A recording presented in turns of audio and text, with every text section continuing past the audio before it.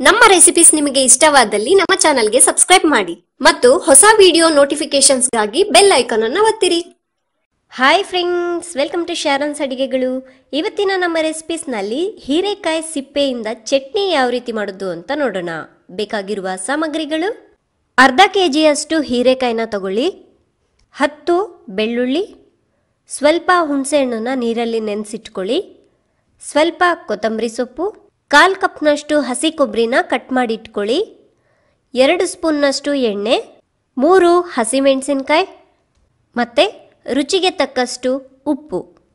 ಮೊದಲಿಗೆ ಹೀರೆಕಾಯಿ ಸಿಪ್ಪೆನೆಲ್ಲ ನೀಟಾಗಿ ಹೆರ್ಕೋಬೇಕು. ನೋಡಿ, ಈ ರೀತಿಯಾಗಿ. ಇವಾಗ ಹೀರೆಕಾಯಿ ಸಿಪ್ಪೆನ ನೀರಲ್ಲಿ ಒಂದ್ಸಲ ತೊಳ್ಕೊಬೇಕು. ಇವಾಗ ಒಂದು ಪ್ಯಾನ್ನ ಹೀಟ್ ಮಾಡಿ ಅದರಲ್ಲಿ ತೊಳೆದಿರೋ ಹೀರೆಕಾಯಿ ಸಿಪ್ಪೆನ ಹಾಕ್ಬಿಟ್ಟು ಮೀಡಿಯಂ ಫ್ಲೇಮ್ನಲ್ಲಿ ನೀರೆಲ್ಲ ಹೋಗೋವರೆಗೂ ಹುರ್ಕೊಳ್ಳಿ. ನೋಡಿ, ನೀರೆಲ್ಲ ನೀಟಾಗಿ ಡ್ರೈ ಆಗಿದೆ. ಇವಾಗ ಇದನ್ನು ಒಂದು ಪ್ಲೇಟ್ನಲ್ಲಿ ತೆಗೆದಿಟ್ಕೊಳ್ಳಿ. ಇವಾಗ ಇದೇ ಪ್ಯಾನ್ಗೆ 2 ಸ್ಪೂನ್ ಎಣ್ಣೆನ ಹಾಕಿ, ಎಣ್ಣೆ ಕಾದ ನಂತರ ಹಸಿಮೆಣಸಿನ್ಕಾಯಿ, ಬೆಳ್ಳುಳ್ಳಿನ ಹಾಕಿಬಿಟ್ಟು 1 ನಿಮಿಷ ಫ್ರೈ ಮಾಡ್ಕೊಳ್ಳಿ. ಇವಾಗ ಇದಕ್ಕೆ ಹುರಿದಿಟ್ಕೊಂಡಿರೋಂಥ ಹೀರೆಕಾಯಿ ಸಿಪ್ಪೆನ ಕೂಡ ಹಾಕಿಬಿಟ್ಟು ಇದನ್ನು ಕೂಡ 1 ನಿಮಿಷ ಫ್ರೈ ಮಾಡ್ಕೊಳ್ಳಿ. ಇವಾಗ ಸ್ಟವ್ನ ಆಫ್ ಮಾಡಿಬಿಟ್ಟು ಸ್ವಲ್ಪ ತಣ್ಣಗಾಗ್ಲಿಕ್ಬಿಡಿ. ಇವಾಗ ಇದನ್ನು ಒಂದು ಮಿಕ್ಸಿ ಜಾರ್ಗೆ ಹಾಕ್ಕೊಳ್ಳಿ.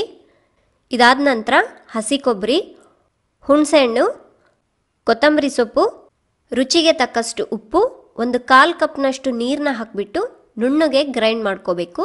ನೋಡಿ, ಈ ರೀತಿಯಾಗಿ. ಈ ಚಟ್ನಿನ ನೀವು ರೊಟ್ಟಿ ಜೊತೆಗೆ, ಚಪಾತಿ ಜೊತೆಗೆ, ರೈಸ್ ಜೊತೆ ಕೂಡ ತಿನ್ಬಹುದು. ಇದರಲ್ಲಿ ನಾರಿನಂಶ ಇರೋದ್ರಿಂದ ದೇಹಕ್ಕೆ ತುಂಬಾನೇ ಒಳ್ಳೆಯದು. ನೋಡಿದ್ರಲ್ಲ, ತುಂಬಾನೇ ಸುಲಭವಾಗಿ ಹೀರೆಕಾಯಿ ಸಿಪ್ಪೆಯಿಂದ ರುಚಿಕರವಾದ ಚಟ್ನಿ ಯಾವ ರೀತಿ ಮಾಡೋದು ಅಂತ. ನಮ್ಮ ಎಲ್ಲಾ ಹೊಸ ಅಡುಗೆ ವಿಡಿಯೋಗಳ ನೋಟಿಫಿಕೇಶನ್ಗಳು ನೇರವಾಗಿ ನಿಮ್ಮ ವಾಟ್ಸಪ್ನಲ್ಲಿ ಬೇಕಾ? ಹಾಗಾದ್ರೆ ಕೆಳಗಡೆ ಡಿಸ್ಕ್ರಿಪ್ಷನ್ ಅಲ್ಲಿ ಲಿಂಕ್ ಇದೆ, ಕ್ಲಿಕ್ ಮಾಡಿ.